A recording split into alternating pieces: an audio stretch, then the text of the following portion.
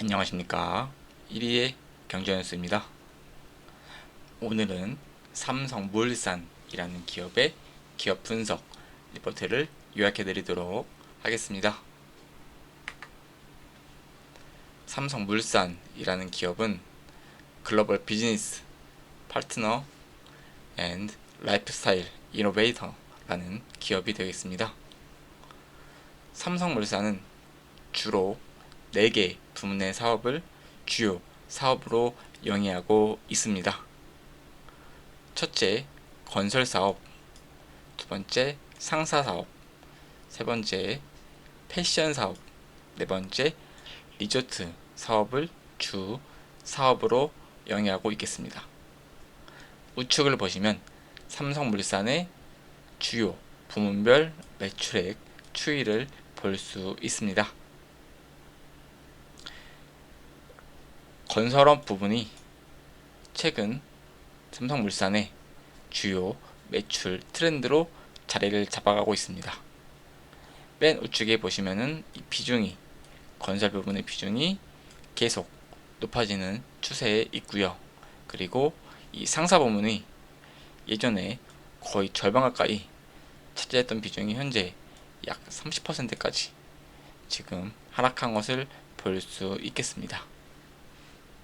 이에 반대로 건설업과 더불어서 함께 증가하고 있는 업종이 이런 급식, 식자재 부문, 그리고 바이오 부문, 이런 부문들이 다른 부문의 비중이 줄어든 만큼 올라오는 추세를 보여주고 있습니다. 패션 부문은 약 2년 전과 비교해 거의 동일한 수준의 비중을 유지하고 있음을 볼 수 있겠습니다. 또한 리조트 부문은 거의 변동 없이 일정 부문 내에서 움직이는 것을 볼 수 있겠습니다. 이러한 부분을 지켜봤을 때 향후 이 삼성물산의 건설업의 성장이 앞으로 더 많이 기대가 되는 부분이 되겠습니다. 일단은 2022년도에는 21년도 대비해서 매출이 약 10조 원이나 증가하였습니다. 그 부분은 전 부문이 고르게 성장한 역할이 가장 컸고요. 현재 올해 상반기로 봐서는 작년 매출액 대비 소폭 감소할 것으로 보여지는데, 이 또한 하반기에 어떻게 역전을 시킬지 그 부분 또한 지켜봐야 할 과제가 될 것 같습니다. 삼성물산의 목표 주가는 16만원을 제시하였습니다. 신한투자증권의 목표 주가이고요. 지금 약 거의 2년 가까이 꾸준히 목표 주가가 하락 추세에 있는 것을 볼 수 있습니다. 도중에 단 한 번 목표 주가가 상향된 적은 있지만 꾸준한 하향 추세인 것은 다름이 없습니다. 역대 최대 수준의 내부 할인율을 적용받고 있는 주가가 되겠습니다. 역대 최대 수준의 내부 할인율을 적용함에 따라서 주가 하방 리스크는 제한적으로 보여지고 있습니다. 동시에 증시 분위기에 반전이 없는 이상 뚜렷한 상승 모멘텀도 찾기는 어려워 보입니다. 이러한 보유 지분 가치의 동행 또는 수행하는 흐름이 불가피할 것으로 보여지고 있고요. 신사업에서의 유의미한 성과 확인 여부가 주가의 변곡점으로 작용할 것으로 보여지고 있겠습니다. 지금부터는 주요 내용에 대해서 설명을 드리도록 하겠습니다. 순항 중인 사업부 실적이 되겠습니다. 지지부지한 주가와 달리 견조한 실적 흐름을 이어나가고 있습니다. 건설 부문 같은 경우에는 하이테크 중심으로 외형 확대와 수익성 개선이 동시에 이루어지고 있습니다. 또한 한동안 소홀했던 주택 부문에 대해서도 이 공격적인 영업 이지를 내비쳤습니다. 그리고 최근 건설사, 경쟁사들이 각종 노이즈에 노출되어 있어 향후 수주 경쟁에서 우위를 점할 가능성이 매우 높을 것으로 판단되고 있고요. 상사 부문에서는 비우호적인 업황으로 매출이 감소했으나 사업장 및 품목 효율화로 과거 대비 높은 영업 이익률을 유지하고 있습니다. 마지막으로 바이오 부문은 적극적인 설비 투자와 다수의 수주 계약 등을 고려했을 때 안정적인 실적 성장이 가능할 것으로 예상되고 있겠습니다. 좌측에 보시면은 삼성물산의 실적 전망을 볼 수 있겠습니다. 매출액은 작년, 올해 그리고 내년까지 큰 변동 없이 일정 수준에서 유지가 될 것으로 보여지고 있고요. 일단 매출액은 올해 감소할 것으로 예상되고 있습니다. 그에 반해 영업이익은 꾸준히 증가하는 아주 좋은 모습을 보이고 있습니다. 이러한 부분을 보면은 비용의 효율화가 성공했다는 것을 뜻할 수 있겠습니다. 영업이익률 또한 점진적으로 꾸준히 개선시키는 모습도 아주 보기 좋습니다. 그리고 당기순이익은 아마 올해 예상치와 내년 예상치는 동일할 것으로 보여지고 있고요.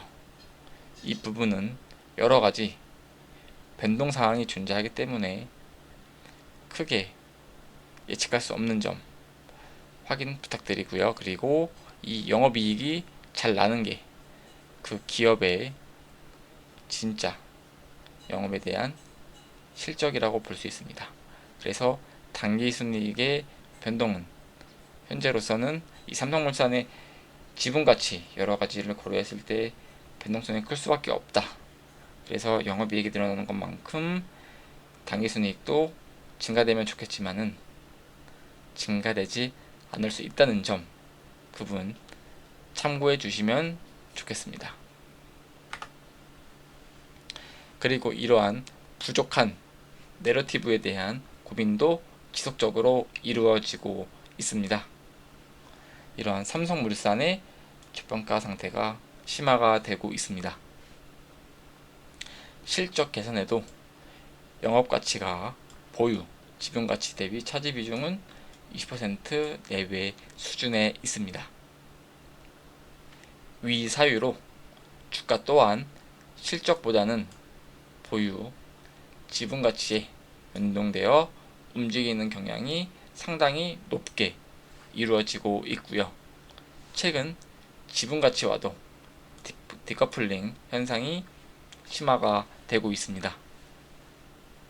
이러한 내부 할인율이 확대되었고 현재 삼성물산의 내부 할인율은 약 66%로 밝혀지고 있습니다.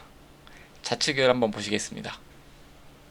삼성물산의 보유상장 지분가치 추이를 보겠습니다. 삼성물산의 상장사 지분가치는 어느정도 소폭 반등을 했지만 이와 반대로 역으로 삼성물산의 주가는 꼬꾸러지고 있습니다. 이로 인해서 삼성물산의 내부 할인율 보시면은 오히려 할인율이 높아지는 것을 볼 수 있겠습니다. 그러면서 삼성물산의 시가 총액도 계속 하락에 있는 방향에 있고요. 이런 부분이 해소가 되어야 삼성물산의 제 가치를 찾아갈 것으로 생각이 들고 있습니다. 이 내부 할인율이 왜 발생하는지에 대해서는 여러가지 이슈가 있을 것으로 보고 있습니다. 대표적으로는 이전에 제일모직과의 합병으로 인한 그러한 이슈도 있었고요. 그리고 삼성 일가의 이러한 지분가치에 따른 상속세 이슈 등도 그동안 여러가지 있었습니다. 이러한 복합적인 문제의 정답은 뭔지는 알 수는 없지만 이러한 부분들이 여러가지로 조금은 해소가 돼야 될 것으로 보여지고 있겠습니다. 이러한 주가 할인의 해소에는 여러가지 요인이 있을 수 있는데 그에 대해서 삼성물산은 그동안 이 주주 환원 정책이나 여러가지 정책에 노력을 많이 기울여 왔습니다. 그런 부분에 대해서도 지금부터 말씀을 드리겠습니다. 일단 연초 이후에 주가 차별화 현상이 심화가 되고 있습니다. 테마에 올라탄 지주 회사도 있는 반면 자회사 유동성 리스크 등에 노출되며 급락한 종목도 여럿이 있습니다. 이 중 대표적으로 SK 지주가 있다고 보시면 되겠습니다. 삼성물산의 경우 실적 및 재무구조 노이즈는 부재하나 소위 내러티브 측면에서의 아쉬움이 주가 부진을 야기한 것으로 판단되고 있습니다. 최근 네옴시티 수주 참여 그리고 SMR 원전 친환경 투자 확대 등 그리고 보유 자사주 약 13.2% 전략 소각 결정 등으로 과거 대비 공격적인 행보를 이어가고 있다는 점은 긍정적으로 볼 수 있겠지만은 다만 규모 측면에서는 투자자들의 관심을 환기시키기엔 역부족한 상태입니다. 비단 숫자뿐만 아니라 내러티브 강화를 위한 고민이 필요할 것으로 보여지고 있겠습니다. 아래는 2023년도 2월에 발표한 3개년도 주주 환원 정책 그리고 기타 정책 등을 요약을 하였습니다. 올해 2월 5년 내에 보유 자사주 전량 약 3조 원 규모의 소각을 발표하였습니다. 그리고 3월 주주총회에서도 자사주 1,500억 원의 소각 결의를 완료하였는데요. 이에 배당에 대한 정책도 발표를 하였습니다.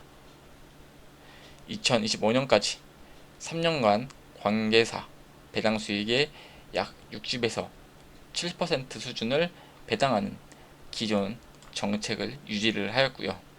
그리고 2022년 첫 번째로 발표한 2030년까지의 재생에너지 100% 그리고 2050년까지 탄소 중립 달성 추진을 골자로 하는 2050 탄소 중립 전략을 발표하였습니다. 그리고 중대재해 제로 실현을 위해 부문별로 안전보건 경영 방침에 대한 수립 및 최고 안전관리 책임자 CSO까지 선임을 하였습니다.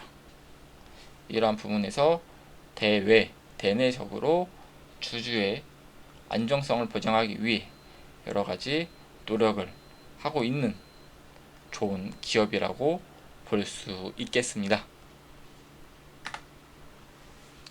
최근에 삼성물산에 좋지 않은 뉴스가 나오고 있습니다. 이전에 삼성물산과 제일모직 합병 후 국민연금의 손실이 약 2,400억 원에 이른다는 기사입니다. 우측의 기사를 보면서 말씀을 드리겠습니다. 구 삼성물산과 제일모직의 합병에 찬성한 국민연금이 합병 삼성물산에 대한 주식 투자에서 막대한 손실을 보고 있는 것으로 나타났다고 합니다. 국민연금은 올해 1월 말 현재까지 8년간 누적으로 약 2,451억 원의 투자 손실을 기록한 것으로 잠정적으로 집계되었습니다. 합병 후 국민연금 손익 현황을 연도별로 살펴보면 합병된 바로 그 해에 2015년 약 2천억 원의 손실이 생긴 데 이어 2016년도 1,900억 원대의 손실, 그리고 2017년 약 82억 원의 손실, 그리고 2018년도 약 2,366억 원의 손실 등 4년간 연속으로 손실을 봤습니다. 그러다가 처음으로 2019년도 676억 원의 이익, 그리고 2020년도 5,338억 원의 이익을 실현하며 그간의 손실을 만회했지만 2021년 다시 2,398억 원의 손실, 그리고 22년도에도 277억 원의 손실을 보며 만회분 상당수 부분을 반납을 하였습니다. 그렇지만 올해 1월 한 달간의 실적은 약 672억 원의 이익을 낸 것으로 밝혀졌고요.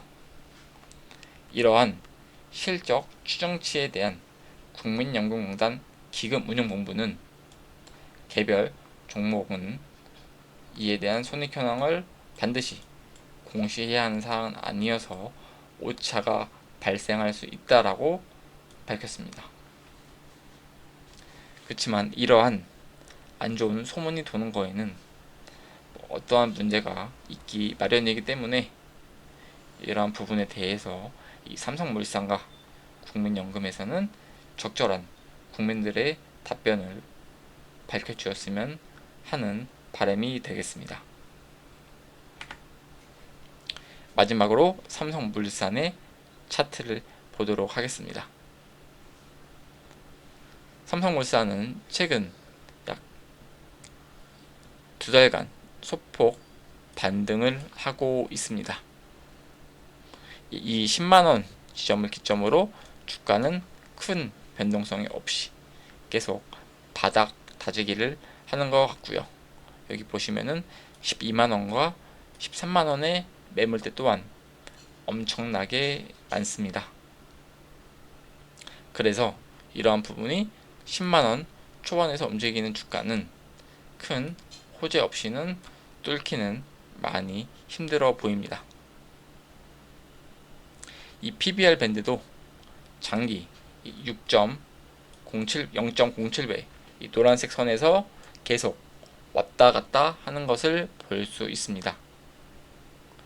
이러한 멀티플이 시장에서 인정받지 못하고 있는데 이러한 부분을 업사이드 해줄 새로운 모멘텀 또한 현재로서는 없는 부분이라서 이러한 부분이 향후 주가 방향의 하방 또는 상향을 결정할 것으로 보여지고 있겠습니다.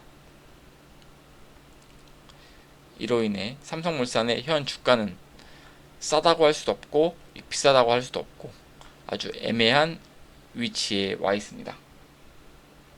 이에 대한 업사이드는 이러한 멀티플 상향 요건을 시장의 기대치에 충족할 수 있는 좋은 호재가 나오기를 기대를 하겠습니다.